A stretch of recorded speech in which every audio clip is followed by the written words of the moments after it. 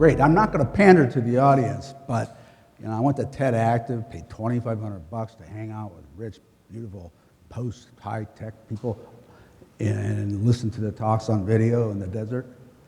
And they weren't as good looking as the Milwaukee crowd. Now, true is, I'm not going to pander to the Milwaukee crowd. Wouldn't do that, because I don't need to. I have this great thing to tell you. I have good news, really good.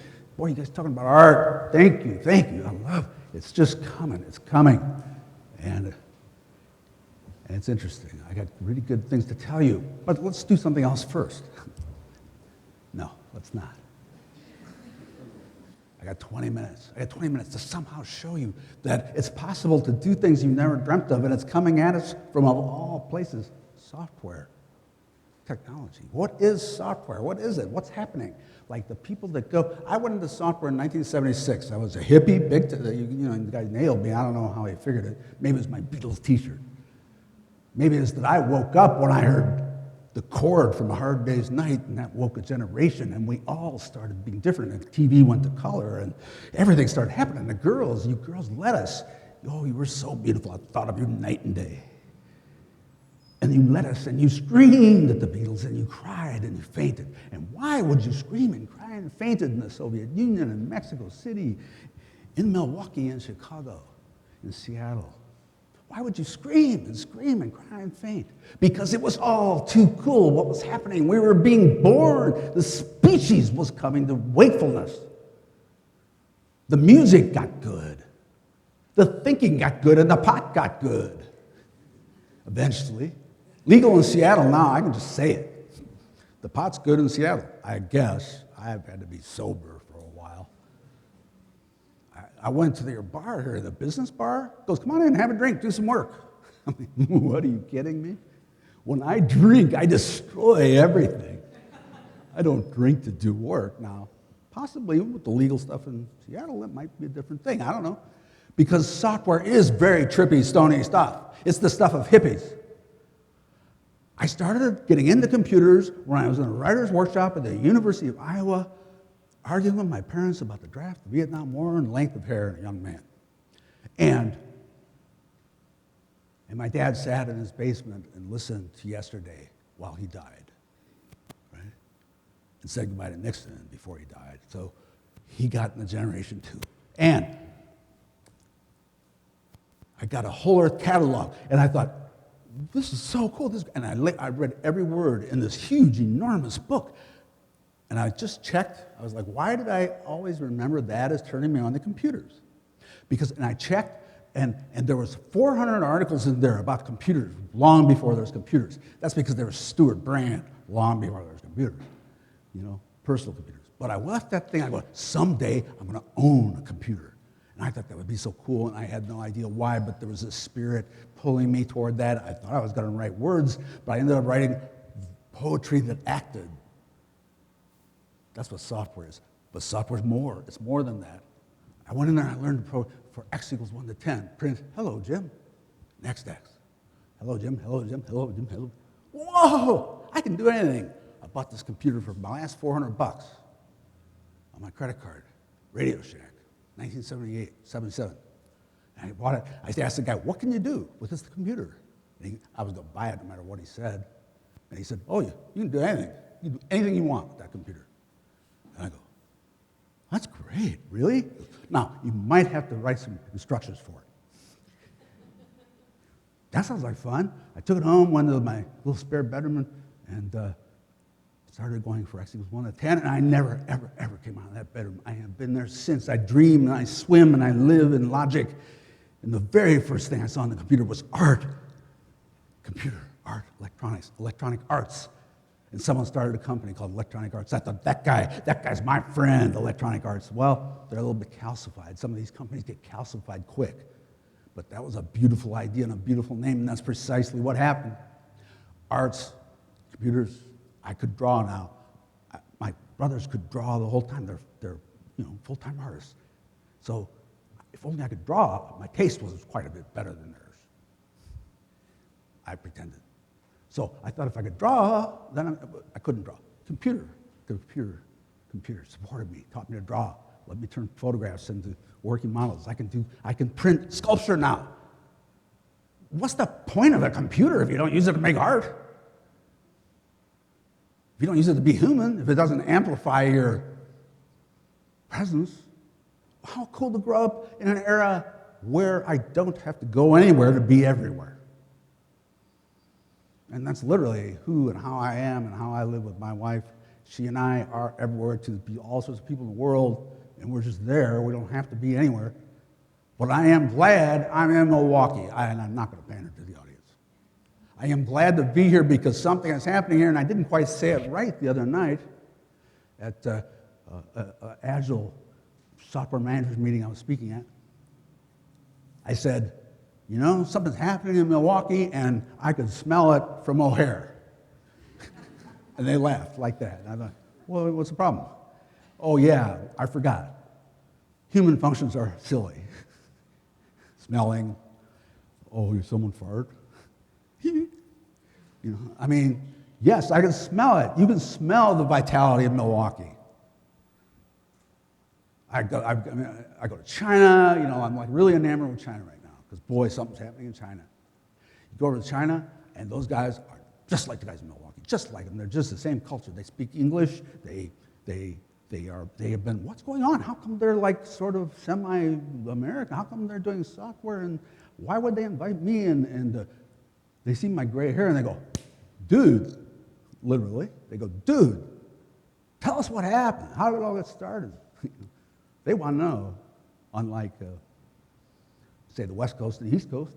You know, I go speak in the West Coast and the East Coast, and I offer them riches and miracles. And they're ready for me. They've been studying it, and I go, would you like to be able to make software instantly and have it be great? And they go, yes, I've thought about that, but you can't do it. I go, oh, okay. Kick that dust from your feet and go to the other coast. Would you like to be able to guarantee a date and work on nobility and purpose? Oh, sure, I'd like to, but I have to make money. The VCs make me go away. You know, I go to Milwaukee and I go, will you be willing to measure up and take your responsibility seriously? You, after all, own the technology. You, after all, are the richest human beings who ever lived. You, after all, could create the renaissance of the fulfillment of the human spirit. That's the era we live in. Software is not dweeb stuff. That's how we kind of defended against our imminent enlightenment and transcendence. That's how we defended against true freedom. The fulfillment of Jefferson is inside the microprocessor. It sets us free. You cannot make software that's more and better than you. And if you do make great software, you will get so rich that it is unimaginably wealthy. Apple Computer Company had more money on hand a few months ago than the U.S. government. Wake up, Milwaukee. Keep waking up, because that's a lot of freaking money. And it was only one or two great products. One way to get to a great product is to have a powerful stockholder dictator, Pericles, right?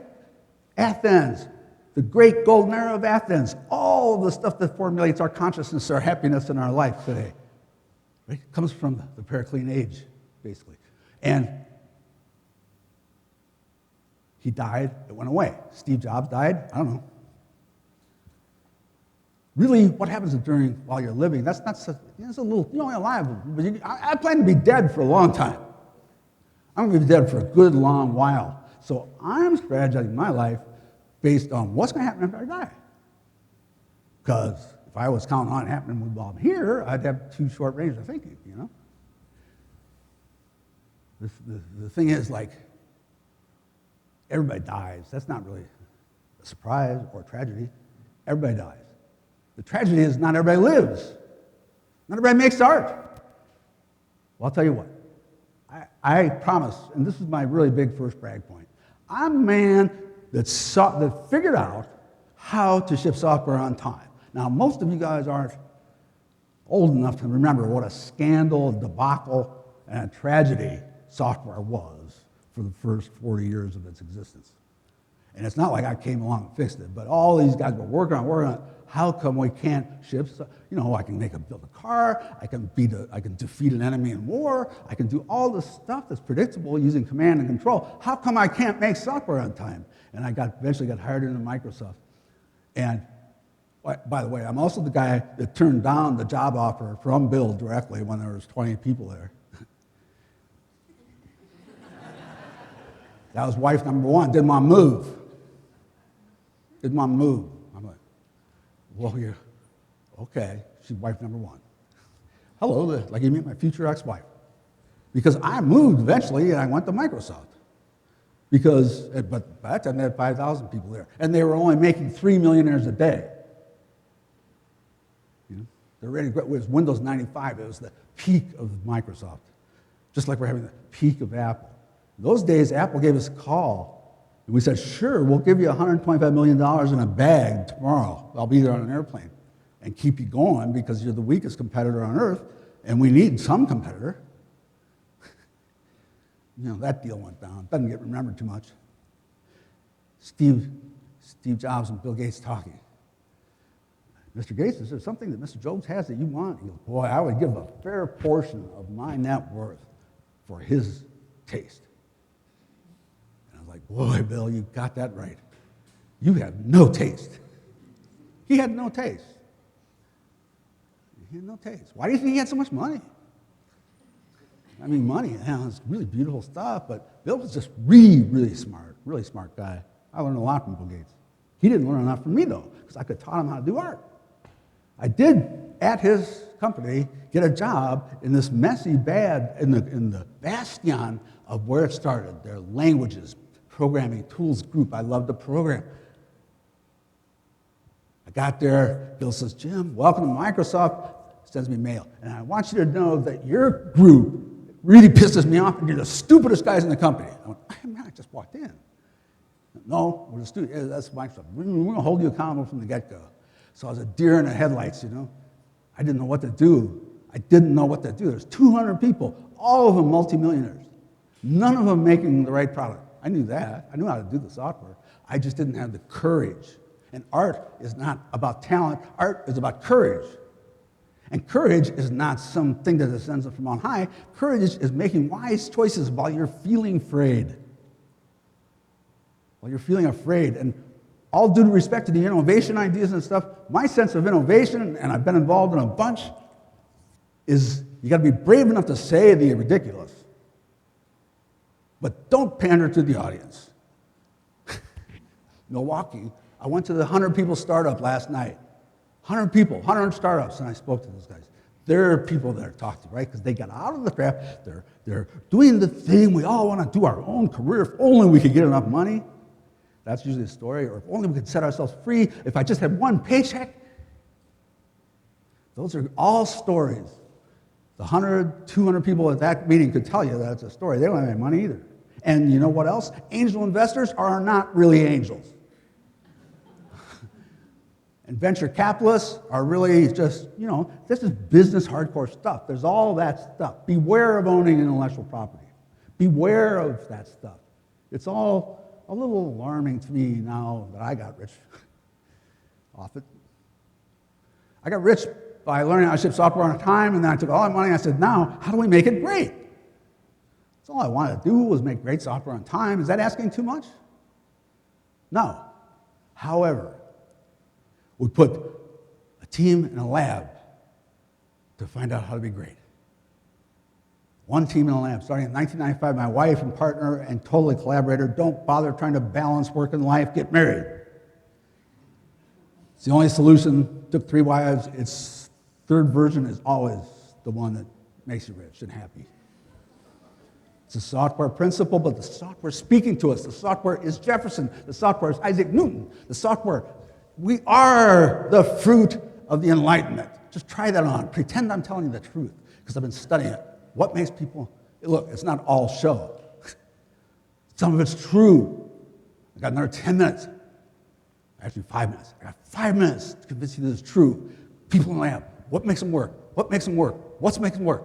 Oh, this worked. Put that in the next one. Their assignment, figure out what makes teams work, and then teach, create a course, a great course that would teach the next guys. I'm lazy. That's a lazy man's way to riches. Because if they create that course, then we got something pretty valuable. You can go take a course and be great. And we can manufacture geniuses. We can aggregate IQ, aggregate courage, aggregate trust, aggregate beauty, aesthetics, cool, art. If you got to pick between a cool guy and a dweeb guy, pick the cool guy. If you got to pick between a man and woman, for God's sake, pick the woman, you idiot. Really. Michelle and I won't take on teams that don't have enough women because they're never going to get anything done. They're going to go, that'd be cool, that'd be cool. That's what they do all day. That'd be cool. And I go, no, it might be cooler. They're guys. They don't do shit unless there's women. Women go get that done. Go get some money. Parallel park. Come on, go do stuff. And with our short-term focus and our hope of getting affection, because I won't talk about human functions, our hope of getting affection, we'll do what the women say. If any 2 or 3 women go, Jim, we agree you ought to do this. I am doing it halfway before I know I heard it from them. Because it's wise, it's good, it's correct. Enough said about gender.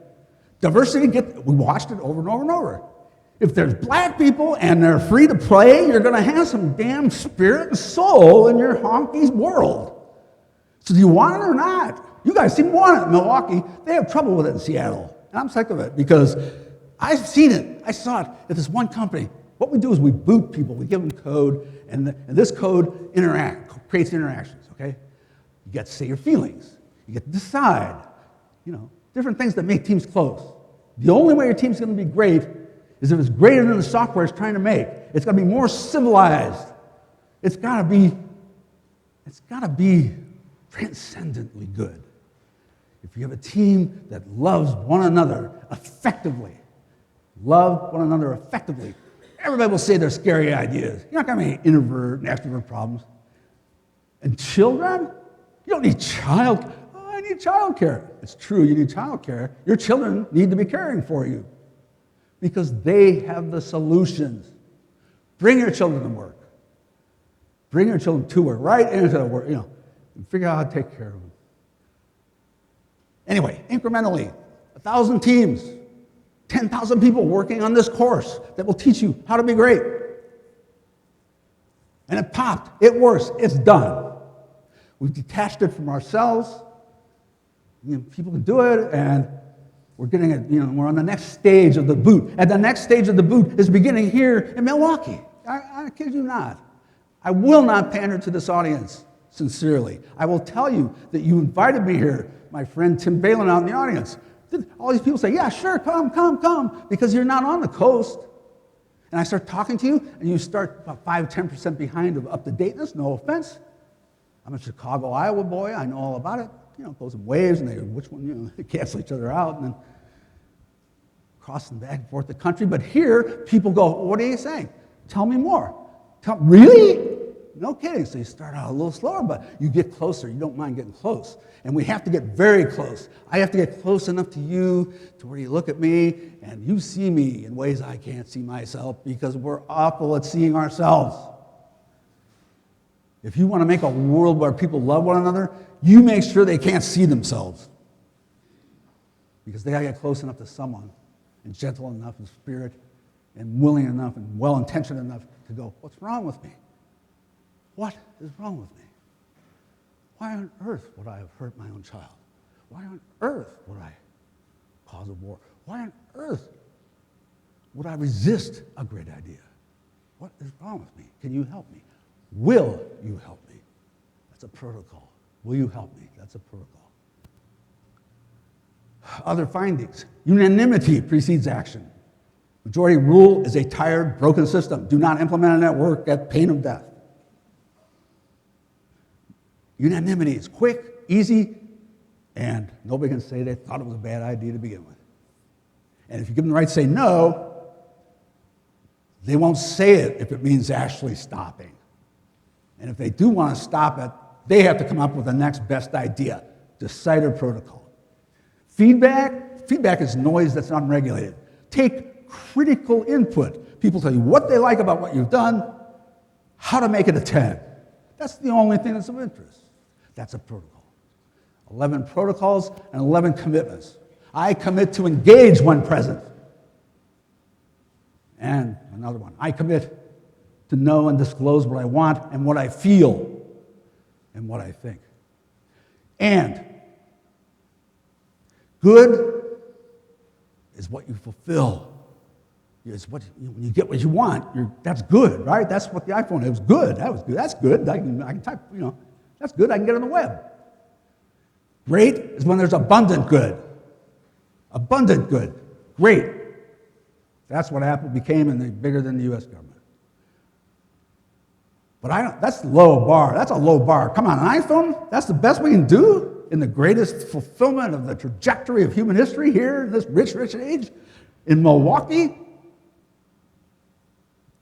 No, we want magnificence.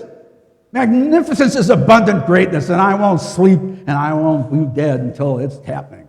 Thank you. All right.